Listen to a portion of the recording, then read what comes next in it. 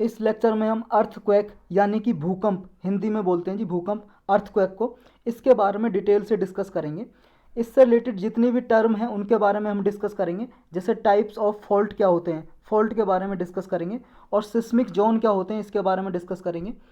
और हम जानेंगे कि अर्थक्वेक को मेज़र किस चीज़ से करते हैं, कौन से इंस्ट्रूमेंट हैं जिससे मेज़र करते हैं।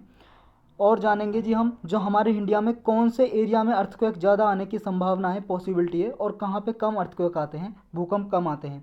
तो स्टार्ट करते हैं जी अपना डिस्कशन। रिसेंटली न्यूज़ में क्यों है? रिसेंटली इसलिए न्यूज़ में है जी अर्थक्वेक, क्योंकि आपने न्यूज़ में देखा होगा असम में अभी अर्थक्वेक आया जी। उसका जो मेज़रमेंट किया अर्थक्वेक का, उसका मैग्नीट्यूड था 6.4 मैग्नीट्यूड का अर्थक्वेक आया।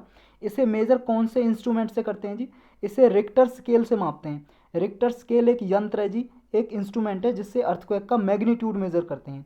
लेकिन एक और इंस्ट्रूमेंट होता है जिसका नाम होता है एम स्केल। ये होता है जी मॉडिफाइड मर्केली स्केल। इस पे हम इंटेंसिटी मेज़र करते हैं जी, इंटेंसिटी। देखो जो रिक्टर स्केल है उस पर हमने मैग्नीट्यूड मेज़र किया, जो आपका ये सिंपल नंबर में होता है 1 2 3 4 5।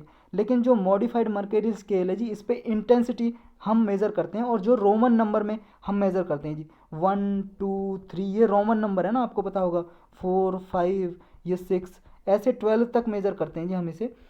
तो ये हमारा इंटेंसिटी मेज़र करने के लिए स्केल है, और रिक्टर स्केल से मैग्नीट्यूड मेज़र करते हैं। अभी जो ये भूकंप आया अर्थक्वेक असम में, नेशनल सेंटर फॉर सिस्मोलॉजी एक सेंटर है जी अपना, इसके अकॉर्डिंग, इसकी रिपोर्ट के अकॉर्डिंग ये कॉपिली फॉल्ट जोन में आया। जो ये अर्थक्वेक आया कॉपिली फॉल्ट जोन असम में है जी। यहाँ पे हिमालयन फ्रंटल थ्रस्ट है जी, यहाँ पे उसी के पास है कॉपिली फॉल्ट जोन। आप इस में देख सकते हो जी, इस इमेज में देखो जी, यहाँ पे ये असम का है जी, असम का मैप है ये। जैसे ये अपना हिंदुस्तान है जी, और यहाँ पे ये वाले एरिया की बात हो रही है जी, ये वाला असम वाला, ये मैप में आपको दिखाई दे रहा है। यहाँ पे मेन बाउंड्री थ्रस्ट है जी, मतलब एक बाउंड्री है जी ये, जहाँ पे यूरेशियन और हिमालयन प्लेट आके मिलती है। वहीं पे हिमालयन है जो हमारा हिमालयन माउंटेन, हिमालयन हिल है जी, पहाड़ी, उस पे हैं ये सारे जोन हैं जो क्षेत्र हैं। मेन बाउंड्री थ्रस्ट है यहाँ पे, मेन सेंट्रल थ्रस्ट है, और ये जी कॉपिली फॉल्ट। इनके बारे में डिटेल से डिस्कस करेंगे हम। यहाँ पे बस इसका मैप पे देख लो आप, ये असम वैली है, ये याद रखने हैं आपको, ये मिकिर हिल है, और ये ब्रह्मपुत्रा फॉल्ट है। यहाँ पे ओल्धम फॉल्ट, ये दुधनोई फॉल्ट, और ये सामीन फॉल्ट, दापसी फॉल्ट। यहाँ पे शिलोंग प्लेटू है जी, शिलोंग के पास मेघालय की जो कैपिटल है, और ये डोकी फॉल्ट। ये फॉल्ट आपको बस याद रखने हैं। जो नेशनल सेंटर फॉर सिस्मोलॉजी है जी हमारा, उस सेंटर एक नोडल एजेंसी है हमारी गवर्नमेंट की, जो मॉनिटर करती है जी अर्थक्वेक को। मतलब हमारी कंट्री में कहाँ पे अर्थक्वेक आए उसका मॉनिटर कौन करता है? ये सेंटर करता है, एनसीएस। ये मिनिस्ट्री ऑफ अर्थ साइंस के अंडर वर्क करता है। ये मिनिस्ट्री आपको याद रखनी है जी। अब हिमालयन फ्रंटल थ्रस्ट क्या है? देखो जी, ये मेन जो फ्रंटल थ्रस्ट है जो हमने मैप में अभी देखा, उसी का ही पार्ट है, मतलब उसी के नाम से है जी ये। मतलब इसको हिमालयन फ्रंटल थ्रस्ट को मेन फ्रंटल थ्रस्ट भी बोलते हैं। और ये जो जियोलॉजिकल फॉल्ट है, फॉल्ट क्या होता है जी, फॉल्ट के बारे में भी डिटेल से जानेंगे। बस ये जान लो कि देखो, फॉल्ट का मतलब वैसे तो कमी होता है, कमी, कोई चीज़ की कमी, शॉर्टनेस। लेकिन यहाँ पे जी फ्रैक्चर, फ्रैक्चर का मतलब है जी दरार, दरार पड़ जाना, रॉक में दरार पड़ जाती है जी, फ्रैक्चर। ये कितने टाइप के होते हैं पढ़ेंगे जी हम इसमें। तो ये एक फॉल्ट ही है जी, ये भी मेन फ्रंटल थ्रस्ट या हिमालयन फ्रंटल थ्रस्ट एक फॉल्ट ही है, जो इंडियन और यूरेशियन टेक्टोनिक प्लेट के बीच में है। ये टेक्टोनिक प्लेट क्या होती है जी, सारा डिटेल से डिस्कस करेंगे। बस अभी इतना याद रखो कि ये मेन फ्रंटल थ्रस्ट या हिमालयन फ्रंटल थ्रस्ट किस किस प्लेट के बीच में, इंडियन और यूरेशियन। और जो कॉपी फॉल्ट है जी, कॉपी फॉल्ट जोन, ये लगभग 300 किलोमीटर लंबा है जी जोन, और 50 किलोमीटर वाइड है। कहाँ से लेके? मणिपुर के वेस्टर्न पार्ट से लेके जो अरुणाचल प्रदेश, असम, भूटान जहाँ पे मिलते हैं ना, वहाँ तक है ये 300 किलोमीटर लंबा। ये देखो जी, जो मैप हमने बनाया था दूसरा बना लेते हैं। ये अपना हिंदुस्तान, ये मान लो जी हिंदुस्तान, ये मणिपुर है जी यहाँ पे मान लो, और यहाँ पे भूटान, और ये अरुणाचल प्रदेश का असम का पार्ट यहाँ पे आके मिलते हैं। तो मणिपुर से लेके यहाँ तक ये 50 किलोमीटर चौड़ा है और 300 किलोमीटर लंबा है। ये कॉपी फॉल्ट जिसकी हम बात कर रहे हैं, ये आपको याद रखना है जी। और जो अपना ये नॉर्थ ईस्ट का एरिया है ना, नॉर्थ ईस्ट का एरिया, ये सिस्मिक हजार्ड में जी हाईएस्ट सिस्मिक हजार्ड जोन है, जो जोन 5 में पड़ता है हमारे इंडिया में जी। जोन 2, 3, 4 और 5, ये 4 जोन है अर्थक्वेक जोन, सिस्मिक जोन बोला जाता है। जो जोन 5 में आते हैं जी वो सबसे ज़्यादा अर्थक्वेक आने के चांसेस रहते हैं, सबसे हाई अर्थक्वेक आने के, मतलब ज़्यादा डिस्ट्रक्शन होगा अगर वहाँ पे अर्थक्वेक आएगा, हाई मैग्नीट्यूड का अर्थक्वेक आएगा। तो ये नॉर्थ ईस्ट का इलाका पड़ता है जी इसमें, जोन 5 में। ये क्यों पड़ता है जी, क्योंकि यहाँ पे जो इंडियन प्लेट और यूरेशियन प्लेट आके मिलती है और इंडियन प्लेट सबडक्ट्स कर जाती है beneath the Eurasian plate. Subduct का मतलब है जी नीचे धंस जाती है, बीनीथ का मतलब नीचे। जैसे जी प्लेट एक तरह से ये मान लो जी, ये अपनी ये इंडियन प्लेट हो गई जी, ये इंडियन प्लेट हो गई जी, और ये आपकी यूरेशियन प्लेट हो गई, ये यूरेशियन प्लेट और ये इंडियन प्लेट।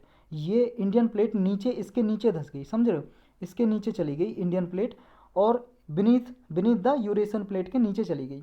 तो इसके धंसने से क्या है, इस पर मूवमेंट चलती रहती है जी, ये कई हज़ारों सालों में 1 सेंटीमीटर तक ऐसे सरकती रहती है नीचे की तरफ, मूवमेंट चलती रहती है इसकी। तो जैसे इसमें मूवमेंट होती है ना, तो यहाँ पे जितना भी है जी अर्थक्वेक, इसमें वाइब्रेशन होता है, वाइब्रेशन मतलब जैसे आपके फ़ोन में वाइब्रेशन होता है ना, ऐसे वाइब्रेशन होता है, यानी कि शेकिंग ऑफ अर्थ, उसी को भूकंप बोलते हैं जी, अर्थक्वेक। तो यहाँ पे जैसे ही मूवमेंट होगा जी, यहाँ पे जितने भी बिल्डिंग रोड वगैरह होंगे वो डिस्ट्रक्ट होंगे जी, और उन पे मतलब नुकसान होगा। तो ये सबडक्शन क्या है जी, एक सबडक्शन एक जियोलॉजिकल प्रोसेस है जिसमें एक जो वन क्रिस्टल प्लेट है वो is forced below the edge of another, मतलब एक प्लेट दूसरी प्लेट के अंदर नीचे धंस जाती है। सबडक्शन का मतलब ये है। अब जैसे ही जी सबडक्शन प्लेट होगी, मतलब कोई भी सबडक्ट करेगी तो कॉलिजन भी तो होगा ना। इसमें कौन सी प्लेट को हो रहा है, हिमालयन प्लेट, सुमात्रन बेल्ट है जो हिमालयन बेल्ट, सुमात्रन बेल्ट, ये नॉर्थ ईस्ट के इलाके में। इसकी वजह से जब ये कॉलिजन करते हैं, मतलब आपस, कॉलिजन का मतलब है जी टकराना, आपस में टकराती हैं और एक प्लेट दूसरी प्लेट के अंदर घुस जाती है, मतलब नीचे धंस जाती है। तो इसी को जी, इसकी वजह से क्या होता है, यहाँ पे मूवमेंट होता है, उसकी वजह से अर्थक्वेक अकर होते हैं जी। अकर अकर का मतलब है जी अर्थक्वेक आते हैं इसकी वजह से। अब ये फॉल्ट क्या है जी, फॉल्ट को समझते हैं, उसके बाद हम अर्थक्वेक को डिटेल में समझेंगे। फॉल्ट क्या है जी, फॉल्ट का मतलब मैंने पहले भी बताया, कमी या फ्रैक्चर। मतलब फ्रैक्चर का मतलब एक दरार है जी, मतलब जो क्रिस्टल ब्लॉक होते हैं जी, क्रिस्टल का मतलब समझते हो ना आप, अर्थ है जी, अर्थ के 3 पार्ट हैं, बीच में कोर है, ये मेंटल है, मेंटल, और ये ऊपर वाला पार्ट बोलते हैं जी क्रस्ट, ये क्रस्ट है, क्रस्ट। तो इसमें क्रस्ट में जी क्रिस्टल ब्लॉक है जिसमें दरार आ जाती है, फ्रैक्चर आ जाता है, फ्रैक्चर का मतलब दरार। ये 3 टाइप के होते हैं जी, ये फॉल्ट जो होते हैं। एक होता है जी नॉर्मल फॉल्ट, इसमें क्या होता है, जैसे मान लो जी ये रॉक थी पहले, ये नीचे नीचे की तरफ सरक गई, ये वाला पार्ट है जी, देखो नीचे की तरफ मूवमेंट हो गया और इससे अलग हो गया, तो ये फ्रैक्चर आ गया ना, यहाँ पे फ्रैक्चर आ गया। तो ये फ्रैक्चर आने की वजह से इसे बोलते हैं जी नॉर्मल फॉल्ट, फॉल्ट फ्रैक्चर आ गया। एक हो जाता है जी रिवर्स फॉल्ट। रिवर्स फॉल्ट में क्या होता है, ये वाला पार्ट ऊपर की तरफ सरक जाता है, मतलब ऊपर चढ़ गया। देखो पहले तो ग्रेविटी की वजह से ये नीचे आ रहा था, लेकिन किसी फोर्स की वजह से ये ऊपर की तरफ हो जाता है, तो इसे बोलते हैं रिवर्स हो गया जी, उल्टा हो गया, उल्टा फॉल्ट बन गया। एक होता है जी स्ट्राइक स्लिप फॉल्ट, इसे लेटरल फॉल्ट भी बोलते हैं, लेटरल फॉल्ट, लेटरल फॉल्ट या जी स्ट्राइक स्लिप फॉल्ट। इसमें क्या होता है, इसमें साइड वाइज होता है जी, ऐसे साइड वाइज, जैसे ये दो, ये प्लेट है जी, तो इसमें यहाँ दरार पड़ेगी, ये वाला पार्ट इधर की तरफ मूवमेंट करेगा और ये वाला इधर की तरफ मूवमेंट करेगा, तो साइड में स्लाइड मूवमेंट होती है, स्लाइड मूवमेंट, इसको बोलते हैं जी स्ट्राइक स्लिप या लेटरल फॉल्ट बोलते हैं आपका। इसमें जी जैसे जब अर्थक्वेक आता है तो रॉक क्या होती है जी, एक दूसरे की साइड में स्लिप हो जाती है फॉल्ट में। तो ये फॉल्ट सरफेस पे जी या तो वर्टिकल होगा या हॉरिजॉन्टल होगा या फिर एट सम एंगल, कुछ एंगल पे जी सरफेस ऑफ अर्थ के एंगल पे कुछ दरार पड़ जाएंगी जी, फ्रैक्चर हो जाएगा। जैसे इस पे बन रहा था जी, देख ये आपको दिखाई दे रहा है, कुछ एंगल तो बना होगा ना यहाँ पे, जैसे ये हो गया जी, ये प्लेट थी पहले, ये प्लेट, यहाँ पे दरार पड़ गई जी, मान लो ये हो गया जी, एक यहाँ से, ये देखो आप, तो यहाँ पे जैसे ये मान लो जी इस पर फ्रैक्चर हुआ, ये अलग अलग कर दी मैंने, तो यहाँ पे जैसे कुछ एंगल तो बना होगा ना, ये कितना एंगल पे ये फ्रैक्चर हुआ है, तो ये कुछ तो एंगल होगा इसका, तो वर्टिकली हॉरिजॉन्टली या सब एंगल पे ये फ्रैक्चर फॉल्ट हो जाता है जी सरफेस पे, उसी को बोलते हैं फॉल्ट। अब ये टेक्टोनिक प्लेट क्या होते हैं जी, इसे समझेंगे, फिर हम अर्थक्वेक को समझेंगे। टेक्टोनिक प्लेट क्या होती है जी, इसे देखो लिथोस्फेरिक प्लेट भी बोलते हैं, लिथोस्फेरिक प्लेट। ये प्लेट क्या बनाती है जी, देखो जो लिथोस्फेयर है ना, लिथोस्फेयर बोलते हैं जी, जो क्रस्ट है, अर्थ का क्रस्ट है, देखो ये अर्थ है, अंदर वाले पार्ट को कोर बोलते हैं, इनर कोर और आउटर कोर 2 पार्ट होते हैं इसके, एक मेंटल होता है जी, फिर मेंटल आउटर और इनर मेंटल, फिर क्रस्ट आता है जी, क्रस्ट, ये अर्थ की लेयर है जी, अर्थ की लेयर। तो अर्थ क्रस्ट पे, और ये जी मेंटल, मेंटल के ऊपर, ये मेंटल को पागल वाला मेंटल नहीं है, मेंटल इसका नाम है जी अर्थ की लेयर का। तो मेंटल के ऊपर होती है जी एक लेयर, प्लास्टिक फॉर्म में होती है, प्लास्टिक फॉर्म में। प्लास्टिक का मतलब है जी थोड़ी सॉलिड और लिक्विड फॉर्म मिक्स होती है इसमें। और जो ये प्लास्टिक फॉर्म होती है क्रस्ट के नीचे और मेंटल के ऊपर, इसको बोलते हैं जी एस्थोनोस्फेयर। क्या बोलते हैं? एस्थोनोस्फेयर। ये स्पेलिंग आप देख सकते हो जी गूगल पे भी, साफ नहीं दिखाई दे रही है तो एस्थोनोस्फेयर बोलते हैं इसको। तो ये एस्थोनोस्फेयर से ऊपर और कस्टल पार्ट, इसको बोलते हैं जी पूरे को लिथोस्फेयर। क्या बोलते हैं? लिथोस्फेयर। ये लिथोस्फेयर की स्पेलिंग लिख देता हूँ मैं, लिथो और स्फेयर, ये लिथोस्फेयर बोलते हैं जी इसको। लिथोस्फेयर पे ये प्लेट होती है जी टेक्टोनिक प्लेट, ये डिवाइड होती हैं जी, या तो ये कॉन्टिनेंटल हो सकती हैं या ओशियन लिथोस्फेयर हो सकता है जी। कॉन्टिनेंटल का मतलब है जी लैंड होगी उसमें, जैसे जी अभी जानेंगे हम कॉन्टिनेंटल ओशियन का मतलब। जैसे जी ये प्लेट देखो आप, ये वाला डायग्राम देखो, ये देखो पैसिफिक प्लेट है, ये ओशियन में बन रही है सारी प्लेट, ये वाली, ये जो आपको ग्रीन लाइन के अंडर दिखाई दे रही है, ये है पैसिफिक प्लेट। यानी कि ये सारी की सारी ओशन प्लेट है, ओशन में है ये प्लेट, समझ रहे हो? ये ओशन के, ये वाटर ना ऊपर, इसके अंदर नीचे लैंड तो होगी ना कहीं पे। ओशन कितना गहरा होगा? ज़्यादा से ज़्यादा 11 किलोमीटर है जी। यहाँ पे मैरियाना ट्रेंच है, सबसे नीचा वाला पार्ट मैरियाना ट्रेंच। ट्रेंच क्या होते हैं जी? जो नीचे गड्ढा सा बन जाता है ना ओशंस में, उसे बोलते हैं ट्रेंच। मतलब सबसे नीचा जो इसका पार्ट है मैरियाना ट्रेंच है। मैरियाना सबसे डीपेस्ट जो ट्रेंच है पूरे वर्ल्ड में, मैरियाना ट्रेंच है जी। और जो पैसिफिक ओशन में मैरियाना ट्रेंच।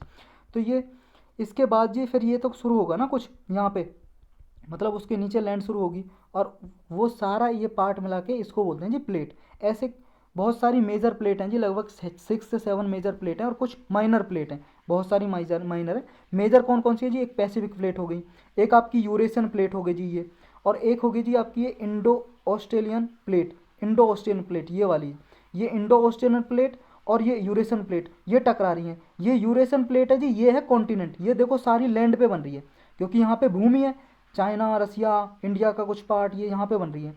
तो इस पे ये कॉन्टिनेंटल प्लेट है। कॉन्टिनेंट का मतलब है जी, आप समझते हो कॉन्टिनेंट महाद्वीप, मतलब कॉन्टिनेंट का मतलब महाद्वीप होता है, लेकिन यहाँ पे जो लैंड है जी, लैंड पे जो प्लेट बन रही है वो है कॉन्टिनेंटल प्लेट, और जो ओशियन में बन रही है जी पानी में, वो है ओशियनिक प्लेट। तो ये Indo Eurasian plate, Eurasian plate, Pacific plate, ये नॉर्थ अमेरिकन प्लेट, ये साउथ अमेरिकन प्लेट, और ये है जी अफ्रीकन प्लेट, ये अफ्रीकन प्लेट है जी, और ये है अंटार्कटिक प्लेट। तो ये सारी जो प्लेट हैं ये है मेजर प्लेट हमारी, 1 2 3 4 5 6 7, 7 मेजर प्लेट हैं जी, 7 मेजर प्लेट हैं। और बहुत सारी माइनर प्लेट हैं जी, माइनर प्लेट भी देखेंगे हम। ये टेक्टोनिक प्लेट जी कॉन्टिनेंटल भी हो सकती है, ओशनिक भी, या फिर कॉन्टिनेंटल ओशन दोनों मिक्स भी हो सकती हैं, समझ रहे हो? जैसे जी यूरेशियन प्लेट क्या है जी? कॉन्टिनेंटल। ये इंडो ऑस्ट्रेलियन प्लेट क्या है जी? कॉन्टिनेंटल और ओशियन मिक्स है, कॉन्टिनेंट भी है और ओशन भी है। पैसिफिक प्लेट है ये क्या है जी? ओशियनिक प्लेट है, इसमें सारा ओशन ही पड़ता है। तो ये मिक्स भी हो सकती है जी, एक भी हो सकती है। ये आप इस डायग्राम में देखो जी, ये देखो जी इंडो ओस्टर्न प्लेट है, इसी का ये पार्ट यहाँ पे इंडियन प्लेट है, ये माइनर प्लेट है, माइनर। इधर यहाँ पे ये अरेबियन प्लेट है जी, इसके साइड में ये अफ्रीकन प्लेट मेजर प्लेट आ गई जी। ये फिर कैरेबियन प्लेट है जी, यहाँ पे ये नाजका प्लेट बहुत पूछते हैं जी, ये साउथ अमेरिका के नॉर्दर्न साइड में है, मतलब वेस्टर्न साइड में, साउथ अमेरिका जो कॉन्टिनेंट है, ये नाजका प्लेट। यहाँ पे कोको प्लेट है जी, ये कोकोज प्लेट। यहाँ पे जी जॉन डी फूका प्लेट है इधर। और ये आपकी देखो जी स्कोटिया प्लेट, ये अंटार्कटिका प्लेट मेजर प्लेट आ गई। और इधर जी ये पैसिफिक प्लेट इसी का पार्ट है ना, क्योंकि पृथ्वी तो गोल है ना। ये तो आपको डायग्राम दिखा रहा है, 2D में दिखाया जा रहा है ना डायग्राम, समझ रहे हो आप? तो यहाँ पे देखो जी फिलिपिन प्लेट है, यहाँ पे छोटी प्लेट है, ये भी माइनर प्लेट। तो माइनर और मेजर ये आपको कुछ प्लेट याद रखनी है जी, ये मैच द फॉलोइंग में पूछ लेते हैं कौन सी कहाँ पे है।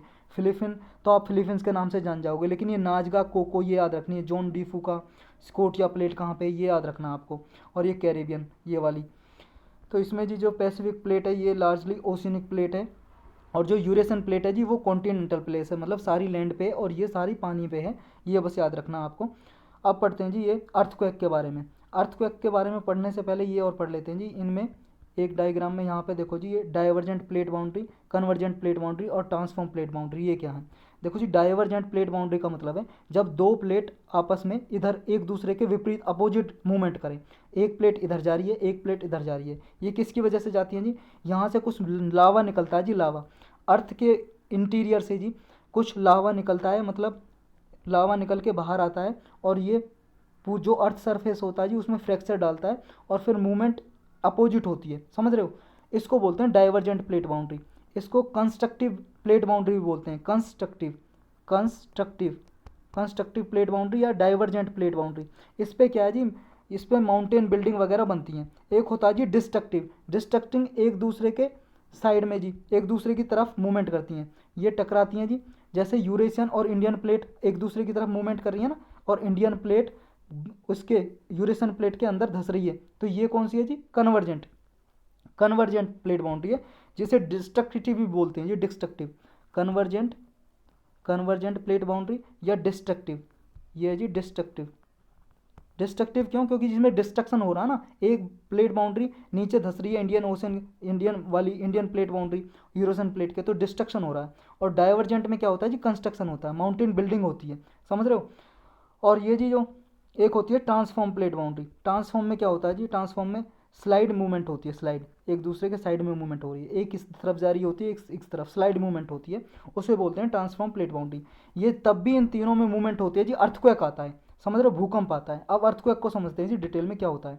अर्थक्वेक सिंपल अगर आप डेफिनेशन लिखोगे तो ये लिखोगे सिंपल वर्ड में कि shaking of the earth, earth का हिलना ही अर्थक्वेक है, या अर्थ में vibration, vibration on the earth surface या beneath the earth surface. Beneath का मतलब होता है जी सरफेस के ऊपर और सरफेस के अंदर, बीनीथ द अर्थ सरफेस का मतलब हो जाएगा जी, बीनीथ का मतलब होता है ये अर्थ का सरफेस है, इसके ऊपर भी हो रहा है वाइब्रेशन और इसके अंदर भी हो रहा है, इसके अंदर भी हो रहा है अर्थ के अंदर। जैसे ये अर्थ है जी, अर्थ के सरफेस पे भी और अर्थ के अंदर भी कहीं वाइब्रेशन होता है, शेकिंग ऑफ अर्थ हो रही है बीनीथ द सरफेस। तो ये डेफिनेशन में लिख सकते हो जी। ये एक नेचुरल इवेंट है जी, प्राकृतिक इवेंट है। इससे किस लिए होता है जी? क्योंकि रिलीज ऑफ एनर्जी की वजह से एनर्जी रिलीज होती है जी, जिसकी वजह से वेव्स जनरेट होती हैं, तरंगे जनरेट होती हैं ऑल डायरेक्शन में। ये ऑल डायरेक्शन में सभी दिशाओं में ट्रेवल करती हैं। ये जो वाइब्रेशन होती हैं जी, इनको बोलते हैं सिस्मिक वेव। जो तरंग निकलती हैं जी अर्थ से, उनको सिस्मिक वेव बोलते हैं। ये अर्थक्वेक की वजह से जनरेट होती हैं जी अर्थ पे, और इन्हें जिस इंस्ट्रूमेंट से रिकॉर्ड किया जाता है, एक यंत्र होता है जी इंस्ट्रूमेंट, जिससे इनको वेव्स जो निकलती हैं, 4 तरह की वेव्स होती हैं जी, हम समझेंगे उन्हें। उनको जिस इंस्ट्रूमेंट से, यंत्र से रिकॉर्ड किया जाता है उसे बोलते हैं जी सिस्मोग्राफ। सिस्मोग्राफ याद रखना किस लिए? वेव्स को, जो वेव्स निकलती हैं जी उनको रिकॉर्ड करने के लिए यूज होता है। ये सिस्मिक वेव्स ही प्राइमरीली 2 तरह की होती हैं, एक बॉडी वेव्स और एक होती है जी सरफेस वेव। बॉडी वेव्स 2 तरह की होती हैं जी, बॉडी वेव फर्दर डिवाइडेड होती हैं 2 टाइप में, एक प्राइमरी वेव बोलते हैं जी, शॉर्टकट में पी वेव, और एक सेकेंडरी वेव होती है जी, उसको बोलते हैं जी एस वेव्स। अब प्राइमरी वेव को समझते हैं जी पहले। ये है जी प्राइमरी वेव। प्राइमरी वेव, ये देखो जी इसकी मूवमेंट आपको दिखाई दे रही होगी, इसकी मूवमेंट कैसे जा रही है। ये कैसी होती है जी? ये होती है जी parallel to the direction of travel, मतलब डायरेक्शन ऑफ प्रोपागेशन है, ये इस डायरेक्शन में मूवमेंट कर रही है वेव, इसके पैरेलल जा रही है जी, इसके पैरेलल जा रही है ना, इसके पैरेलल दिखाई दे रही है ना आपको, इसके पैरेलल मूवमेंट कर रही है, डायरेक्शन के पैरेलल ही, समझ गए। और ये प्राइमरी वेव्स को बोलते हैं जी लॉन्गिट्यूडनल वेव भी बोलते हैं। क्या बोलते हैं प्राइमरी वेव को? Longitudinal waves. और ये प्राइमरी वेव्स का ये याद रखना है कि ये सभी, मतलब चाहे सॉलिड हो चाहे लिक्विड हो, सॉलिड, लिक्विड और गैस, तीनों फॉर्म में से पास हो सकती हैं। जैसे अर्थक्वेक पे कहीं पानी आ गया, अर्थक्वेक आ रहा है जब, जैसे अर्थ सरफेस पे कहीं पानी आया है बीच में, तो वो लिक्विड से भी पास हो जाएगी पी वेव्स, और सॉलिड वेव से, सॉलिड मैटर से भी पास हो जाएगी, और गैस आई कहीं पे तो गैस से भी पास हो जाएगी। लेकिन ये जी सेकेंडरी वेव, ये बॉडी वेव्स का, ये बॉडी का मतलब ये जी, ये अर्थक्वेक के अंदर, जैसे अर्थक्वेक यहाँ पे आया जी, अर्थ के अंदर, अर्थक्वेक अंदर आया तो ये अर्थ के अंदर मूव करती हैं, तो इसलिए बॉडी वेव बोलते हैं इन्हें। ये होगी जी सेकेंडरी वेव। सेकेंडरी वेव देखो जी, ये कुछ इस तरह से मूव करती है, इस तरह से आपको दिखाई दे रही होगी, इस तरह से मूवमेंट करती है। ये पैरेलली मूवमेंट करती है जी, डायरेक्शन ऑफ प्रोपागेशन, इस डायरेक्शन में मूव कर रही है, तो ये पैरेलली मूव कर रही है ना, इसके इस डायरेक्शन के, सॉरी पैरेलली नहीं, पैरेलली तो वो कर रही है, ये परपेंडिकुलर मूव करती है ना, जैसे ये डायरेक्शन है जी, इस तरफ मूव कर रही है, तो इसके परपेंडिकुलर मूव कर रही है ना, इस तरफ, इस तरफ, ये परपेंडिकुलर हो गया ना, परपेंडिकुलर मूव कर रही है ये एस वेव। और ये कैसे कर रही थी जी? पैरेलल, इस तरह से, इस तरह से, मतलब ये डायरेक्शन है जी, ये वाली इस तरह से, और ये ऐसे पैरेलल, इसके पैरेलल आ रही है जी, इसके पैरेलल, समझ रहे हो, इसके पैरेलल, और ये परपेंडिकुलरली मूव कर रही है। तो मैं देखो 2D में तो नहीं दिखा सकता, या आप यहाँ पे देख सकते हो ये कैसे मूव कर रही है। ये परपेंडिकुलर मूव करती है, देखो ये देखो इस तरह से, ये सॉरी ये पैरेलल मूव करती है, पी वेव्स पैरेलल। और सेकेंडरी वेव कैसे करती है? ये करती है जी आपकी परपेंडिकुलर मूव करती है, सेकेंडरी वेव है वो परपेंडिकुलर मूव करती है, और पी वेव है जो आपकी वो मूव करती है जी पैरेलली, ये पी वेव पैरेलली, और सेकेंडरी मूव करती है जी परपेंडिकुलर, ये याद रखना है इसमें। और सेकेंडरी जो वेव है जी, इसको ट्रांसवर्स वेव भी बोलते हैं, ट्रांसवर्स वेव, ट्रांसवर्स वेव बोलते हैं, और उसको बोलते हैं जी प्राइमरी को लॉन्गिट्यूडनल। याद कैसे रखोगे जी प्राइमरी को लॉन्गिट्यूडनल? देखो पी का मतलब प्रथम, पहले आता है, और एल भी पहले आता है ना, अल्फ़ाबेटिकल में ए बी सी डी में एल पहले आता है ना टी से, तो एल पहले आ रहा है, यानी कि पी के लिए प्राइमरी के लिए लॉन्गिट्यूडनल यूज़ की जाएगी, और सेकेंडरी के लिए ट्रांसवर्स यूज़ की जाएगी, तो ट्रांसवर्स वेव भी बोलते हैं। जो सेकेंडरी वेव होती है जी वो सिर्फ सॉलिड में से निकलती है जी, सॉलिड में से पास होती है। कहीं पे लिक्विड आ गया ना, तो लिक्विड में ही इसकी जो मूवमेंट है वो रुक जाती है लिक्विड में से। तो इसी तरह से जी हम जो अर्थ की अंदर क्या है कैसे पता करते हैं, ये सेकेंडरी और प्राइमरी वेव निकाल के देखते हैं अर्थ से यहाँ से। तो जहाँ पे मान लो प्राइमरी वेव मूव कर रही है, मतलब सॉलिड लिक्विड और गैस से मूवमेंट हो जाती है इसकी, लेकिन जो सेकेंडरी वेव होती है जी ये जहाँ पे लिक्विड आता है इसकी मूवमेंट रुक जाती है। तो साइंटिस्ट क्या है जी पता लगा लेते हैं, हाँ यहाँ पे कहीं लिक्विड है, क्योंकि सेकेंडरी वेव अंदर जा नहीं पा रही, यहीं पर इसकी मूवमेंट रुक गई, तो ऐसे पता लगाते हैं, समझ गए। अब नेक्स्ट आता है जी हमारा सरफेस वेव। सरफेस वेव भी दो तरह की होती है, एक रेलेफ या रेले बोल सकते हो जी, रेले वेव, और एक होती है लव वेव, शॉर्टकट में एल वेव और आर वेव बोलते हैं। ये लव वेव ये होती है जी लव वेव। ये देखो जी वो तो प्राइमरी वेव कर रही थी आपकी पैरेलल मूवमेंट, और सेकेंडरी कर रही थी जी परपेंडिकुलर मूवमेंट। ये दोनों तरह से करती है जी, अप एंड डाउन भी और साइड में भी। देखो जी ये देखो, ये साइड में भी मूवमेंट हो रही होगी इसकी, ये देखो यहाँ पे दोबारा से आएगी वेव, ये आई, देखो ये साइड में भी मूवमेंट कर रही है, और अप डाउन भी मूवमेंट हो रहा है। तो इसका दोनों तरह से होता है जी, समझ गए, अप डाउन भी और साइड मूवमेंट भी। तो सबसे ज़्यादा जो डिस्ट्रक्टिव होती है, मोस्ट डैमेज करती है वेव, वो होती है जी लव वेव। ये सरफेस वेव होती है जी, ये सरफेस पे, ये अर्थ के सरफेस पे मूवमेंट होती है इनकी, यहाँ पे ऊपर अर्थ के सरफेस पे। और जो बॉडी वेव है, प्राइमरी वेव, पी वेव और एस वेव, वो अंदर अर्थ के अंदर बॉडी वेव होती हैं वो, और ये सरफेस पे मूवमेंट होता है इनका। तो सरफेस पे मूवमेंट होगा तो सबसे ज़्यादा नुकसान कौन सी पहुँचाएंगे, ये सरफेस वेव। इनमें भी सबसे ज़्यादा मोस्ट डिस्ट्रक्टिव होती है लव वेव। लव तो पता ही है जी आपको, बहुत ही ज़्यादा डैमेज होता है जहाँ पे लव होता है। तो इसका नाम लव क्यों रखा है जी, लव इसलिए रखा है, लव के नाम पे नहीं है, प्यार के नाम पे नहीं है, इसका नाम है जी AEH। एक मैथमेटिशियन थे जी ब्रिटेन के, AEH लव, उनका नाम था AEH लव। ये प्रोफेसर थे जी मैथमेटिशियन के, तो मैथमेटिशियन थे ये। सबसे पहले 1911 में इन्होंने वर्क किया था इस पे, एल वेव पे, तो उन्हीं के नाम पे इसका नाम रख दिया लव वेव, उनके मैथमेटिशियन के नाम पे जो मैथ के प्रोफेसर थे। अब फिर आती है जी हमारी रेले वेव। रेले वेव देखो जी इलेप्टिकल पैटर्न में मूवमेंट करती है, थोड़ा इलेप्टिकल पैटर्न, ये देखो जी थोड़ा इलेप्टिकल पैटर्न में मूव कर रही है। ये सबसे ज़्यादा मोस्ट डिस्ट्रक्टिव, अगर हम वो लगाएंगे जी पैटर्न तैयार करेंगे, सबसे ज़्यादा डिस्ट्रक्टिव अगर एल वेव सबसे ज़्यादा नुकसान पहुंचाती है जी अर्थ सरफेस पे, बिल्डिंग वगैरह जो गिरती हैं वो एल वेव से सबसे ज़्यादा गिरती हैं। उसके बाद जी फिर डिस्ट्रक्टिव आर वेव होती है, फिर एस वेव होती है, और फिर होती है जी आपकी प्राइमरी वेव।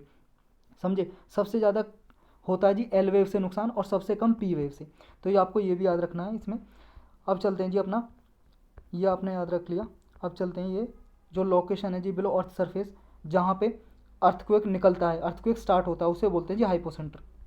ये देखो जी अर्थ, यहाँ पे मान लो जी अर्थक्वेक यहाँ से स्टार्ट हुआ अर्थ के अंदर से, इसको बोलते हैं जी हाइपोसेंटर या हाइपोसेंटर, या इसे फोकस भी बोलते हैं, फोकस, FOCUS, फोकस या हाइपोसेंटर। लेकिन जो इसके अबव पॉइंट होता है, वर्टिकली अबव द फोकस जो पॉइंट होता है अर्थ सरफेस पे, इसको बोलते हैं जी एपिसेंटर। ये देखो जी एपिसेंटर, ये से एपिसेंटर बोलते हैं। Location directly above it on the surface of the अर्थ, उसे बोलते हैं एपिसेंटर। अब टाइप्स ऑफ अर्थ कितने प्रकार के होते हैं जी, फॉल्ट जोन पे हो सकता है जी अर्थक्वेक, टेक्टोनिक अर्थक्वेक हो सकता है जी, टेक्टोनिक प्लेट टकराती हैं, वॉल्केनिक अर्थक्वेक हो सकता है जी, जब वॉल्केनो निकलता है। वॉल्केनो क्या होता है जी, eruption of lava on the earth surface, earth surface पे जब लावा निकलता है जी हीट के साथ, उसमें हीट निकलती है जी, आग निकलती है, फायर, और आपके मिनरल्स आते हैं जी, खनिज पदार्थ उसके साथ लावा में, तो ये होता है जी वॉल्केनो। जब वॉल्केनो निकलेगा कहीं पे फटेगा जी, उसकी वजह से भी अर्थक्वेक आ सकता है, भूकंप आ सकता है, या फिर ह्यूमन इंड्यूस्ड अर्थक्वेक भी हो सकता है जी। मान लो जी नेचर में बहुत ज़्यादा बदलाव कर दिया है तो उसकी वजह से भी अर्थक्वेक हो सकता है। नेक्स्ट है जी अब seismic hazard map of India, मतलब कहाँ कौन पे अर्थक्वेक ज़्यादा आता है, कहाँ पे कम आता है, ये एरिया जी ये आपको याद रख लेने हैं।